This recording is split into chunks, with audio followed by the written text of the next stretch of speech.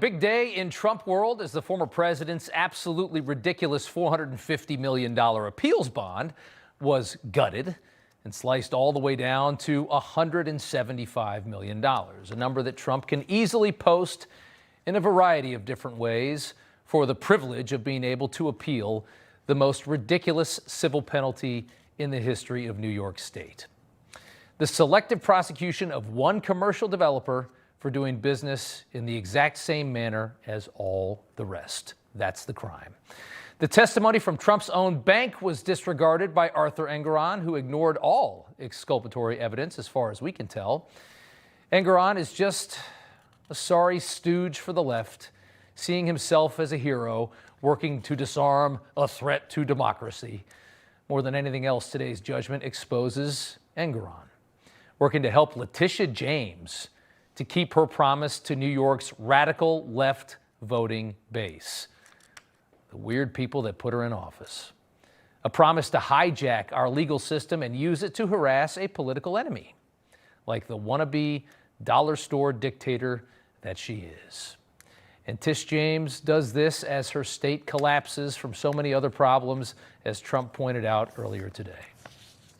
Businesses have a choice to go to a lot of places, including other countries.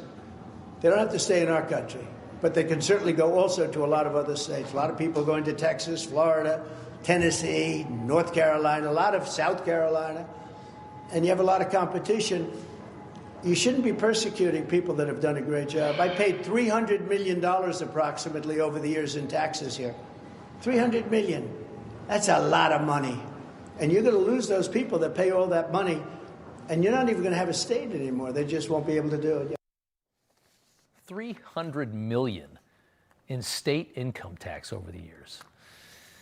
No question what we're seeing will give the big money players some pause, the guys like Trump in New York. No one has ever seen behavior like this inside of our country. We've never seen this. It is a threat to the stability that makes America and New York so attractive for major investment. All from a woman who understands nothing about the private sector whatsoever, shredding norms to advance her pathetic political career.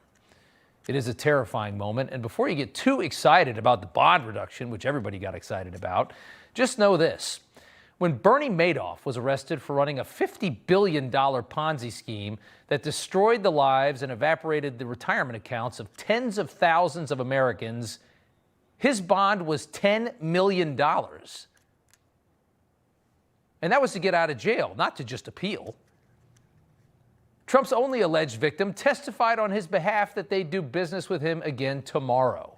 And his reduced bond to appeal is $175 million. It's still about $175 million too high, so don't get too hot on this appeals court. They're about as bad as Arthur Engoron is anyways. But over in lunatic land, and by that I mean the media, the narrative is that Trump is getting off easy again because the justice system is so obviously politically slanted in Trump's favor. David, what does that tell you? Jose, it tells me something that you and I have talked about before, and that is the playbook is different for former President Trump. Yeah, the playbook is different for former President Trump. I think we can agree on that.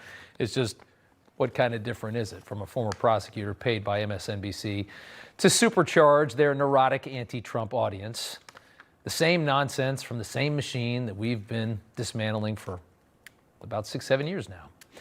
Here's another one from 80-year-old Mike Barnicle over at MSNBC. I'm just thinking that we have been carrying this fugitive from justice in our history literally for over 3 decades, before he even became a real public figure. I mean, he's been around and survived all of these incredible, weighty legal and political issues, and he's still here, still a free man.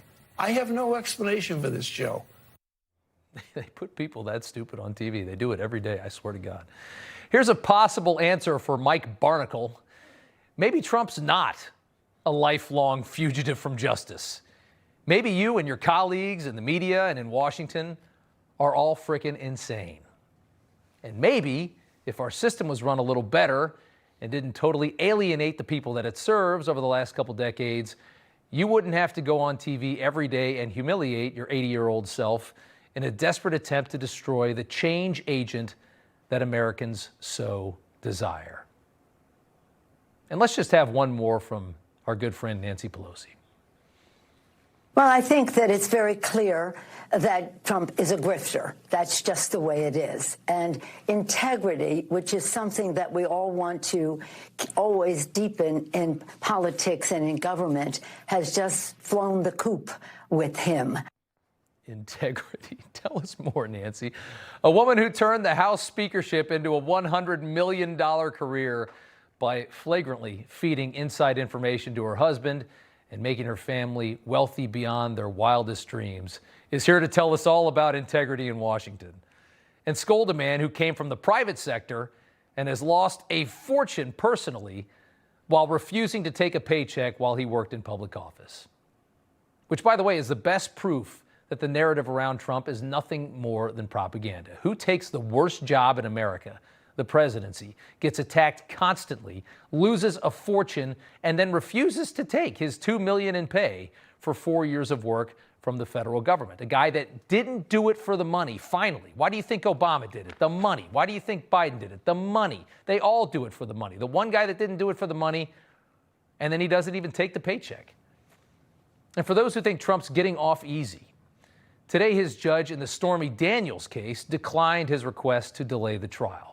So 3 weeks from today, the leading candidate by far for president is going to be in court, sitting there for a case that could see him sentenced to prison over an alleged dalliance with a porn star from 20 years ago and the money allegedly paid to keep her big, dumb mouth shut. Prison. Imagine what they would do to Trump if he committed a real crime, like maybe take in millions from Ukraine and China for political favors and then hide the income from the IRS for nearly a decade. Imagine what they would do about that. And here's a thought that'll blow your mind. Maybe everyone in Washington really is awful. And maybe Trump is the normal one.